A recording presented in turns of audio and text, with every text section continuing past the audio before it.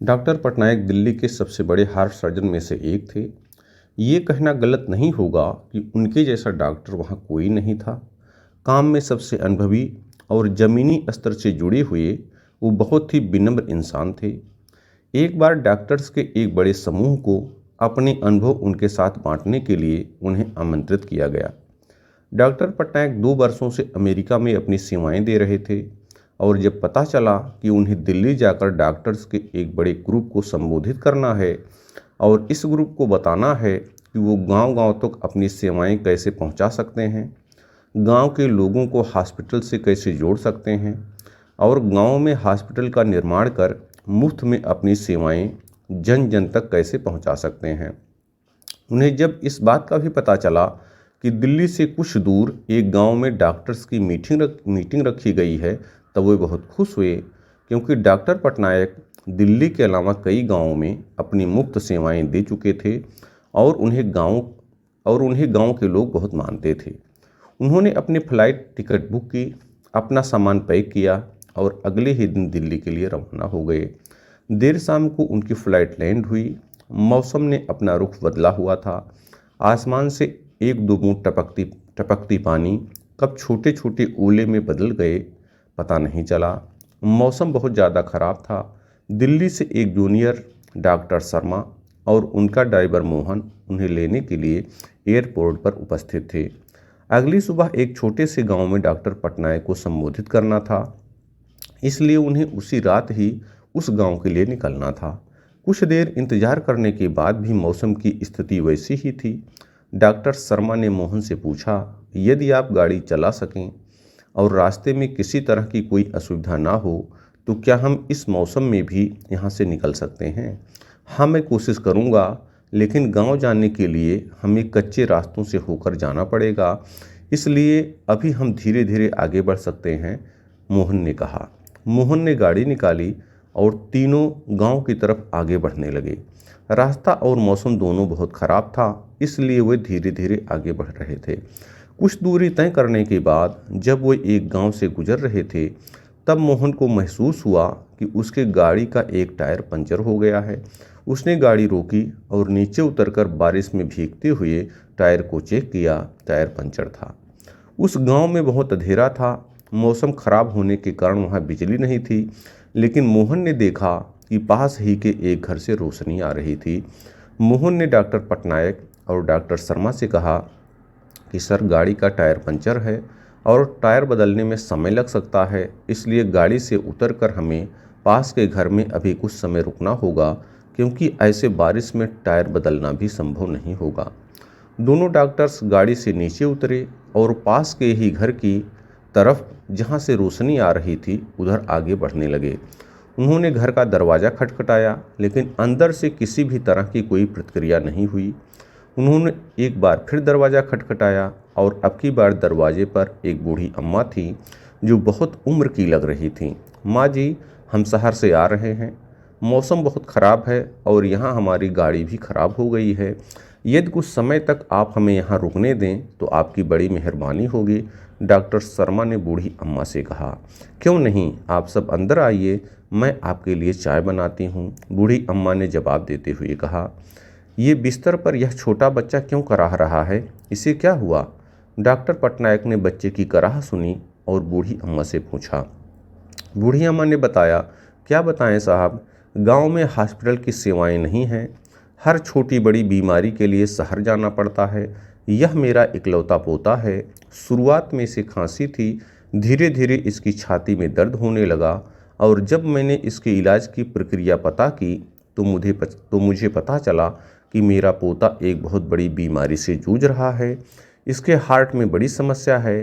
कुछ डॉक्टर्स ने बताया कि दिल्ली के एक मशहूर डॉक्टर हैं जो आजकल अमेरिका में रहते हैं और कभी कभी ही दिल्ली आते हैं, वही इसका इलाज कर सकते हैं। इलाज में भी बहुत खर्च है। मेरे पास इतने पैसे नहीं कि मैं अपने पोते का इलाज करा सकूं। गरीबी और हॉस्पिटल न होने के चलते ही मैं अपने बेटे और बहू को भी नहीं बचा सकी। वो भी बीमारी से लड़ते हुए चल बसे। मेरे पोते के साथ ऐसा ना हो और वो जल्दी स्वस्थ हो जाए, इसलिए मैं हर रोज़ हर समय भगवान के सामने दिए जलाए रखती हूँ ताकि भगवान मेरे इस चिराग को बुझने ना दें। मैं हर रोज़ भगवान से प्रार्थना करती हूँ कि जब भी डॉक्टर पटनायक दिल्ली आएँ तो मुझे किसी के माध्यम से पता चल सके और मैं उनसे मेरे पोते की जान बचाने की भीख मांग सकूं। अब सब मैंने भगवान पर छोड़ दिया है साहब, ऐसा कहकर बूढ़ी अम्मा रोने लगी। ये सब बात जब डॉक्टर शर्मा ड्राइवर मोहन ने सुना तो उनके चेहरे पर एक अलग ही चमक दिख रही थी। डॉक्टर शर्मा बूढ़ी अम्मा के पास गए और उन्होंने उनका हाथ पकड़ते हुए कहा, माँ जी, आप जिन डॉक्टर पटनायक की बात कर रही हैं वो आपके सामने ही खड़े हैं।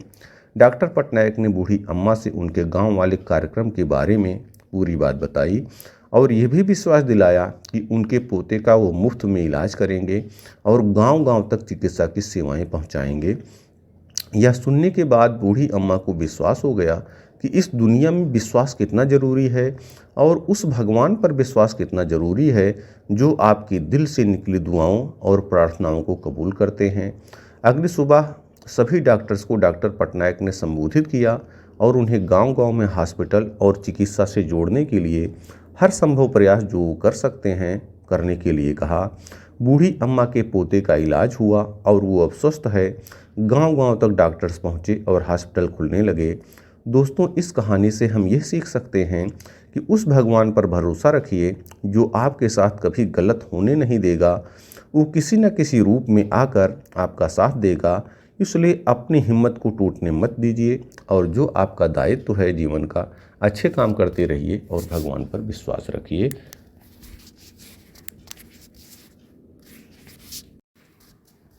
एक गांव में एक मूर्तिकार रहा करता था। वह काफ़ी खूबसूरत मूर्तियां बनाया करता था और इस काम से बहुत अच्छा पैसा कमा भी लेता था। उसके एक बेटा हुआ।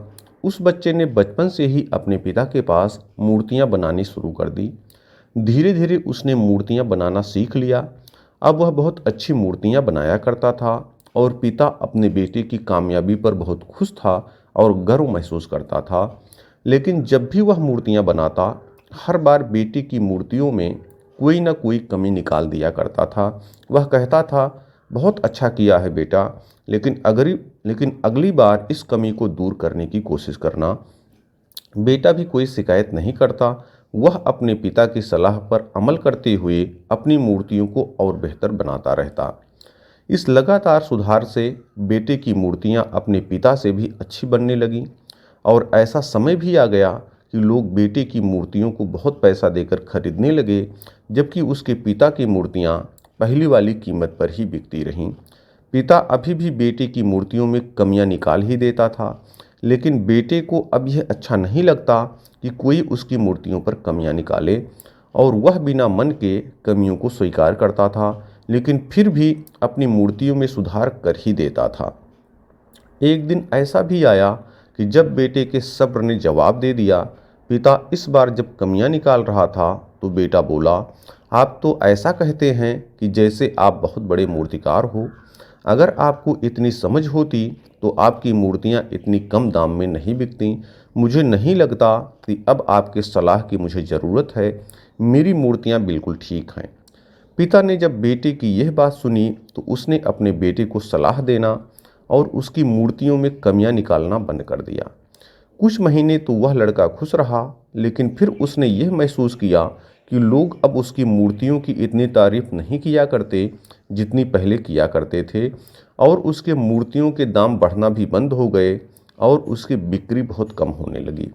शुरू में तो बेटे को कुछ समझ नहीं आया, लेकिन फिर वह अपने पिताजी के पास गया और उनसे इस समस्या के बारे में सारी बात बताई। उसके पिताजी ने बेटे की बातों को बहुत शांति से सुना, जैसे कि उन्हें पहले से पता था कि एक दिन इस प्रकार की सिचुएशन आएगी। बेटे ने भी इस बात को नोटिस किया और पूछा, क्या आप जानते थे कि ऐसा होने वाला है? पिता ने हाँ में उत्तर दिया और बोला, आज से कई साल पहले मैं भी इस हालात से टकराया था। बेटे ने सवाल किया, तो फिर आपने मुझे समझाया क्यों नहीं? पिता ने जवाब दिया, क्योंकि तुम समझना नहीं चाहते थे। मैं जानता हूँ कि तुम्हारी जितनी अच्छी मूर्तियाँ मैं नहीं बनाता हूँ। यह भी हो सकता है कि मूर्तियों के बारे में मेरी सलाह गलत हो। ऐसा भी नहीं है कि मेरी सलाह की वजह से कभी तुम्हारी मूर्तियाँ बेहतर बनी हों, लेकिन जब मैं तुम्हारी मूर्तियों में कमियां दिखाता था तब तुम अपनी बनाई मूर्तियों से संतुष्ट नहीं होते थे और खुद को बेहतर करने की कोशिश करते थे, और वही बेहतर होने की कोशिश ही तुम्हारे कामयाब होने का एक बड़ा कारण थी। लेकिन जिस दिन तुम अपने काम से संतुष्ट हो गए और तुमने यह भी मान लिया कि अब इसमें और बेहतर होने की गुंजाइश ही नहीं है, तब तुम्हारी कामयाबी रुक गई। लोग हमेशा तुमसे बेहतर की उम्मीद रखते हैं और यही कारण है कि अब तुम्हारी मूर्तियों के लिए तुम्हारी तारीफ नहीं होती और ना ही उनके लिए तुम्हें ज़्यादा पैसे मिलते हैं। बेटा थोड़ी देर चुप रहा और फिर उसने सवाल किया, तो अब मुझे क्या करना चाहिए? पिता ने एक वाक्य में जवाब दिया, असंतुष्ट होना सीख लो। मान लो कि तुम में हमेशा बेहतर होने की गुंजाइश बची है। यही एक बात तुम्हें हमेशा आगे बढ़ने के लिए प्रेरित करती रहेगी, तुम्हें हमेशा बेहतर बनाती रहेगी। दोस्तों, कहानी का सार दिन के उजाले की तरह एकदम साफ है। इस संसार में कोई भी इंसान किसी भी काम में 100% उत्तम नहीं है। हर इंसान में कुछ न कुछ कमी जरूर है। हमें इस कमी को अपने अंदर तलाश करनी चाहिए और इसे बेहतर बनाने की कोशिश करनी चाहिए। और इस कमी को तलाश करने के लिए हमें असंतुष्ट होना सीखना होगा, तभी हम जाकर अपने जीवन में आगे बढ़ सकते हैं। और अगर हमें कोई कुछ सलाह दे रहा है तो उसे भी हमें पॉजिटिव तरीके से, सकारात्मक तरीके से स्वीकार करना होगा कि यह सलाह हमारी बेहतरी के लिए है, और अगर हमारी बेहतरी के लिए है और उस पर हम अमल करेंगे तो हम जीवन में आगे अवश्य बढ़ेंगे।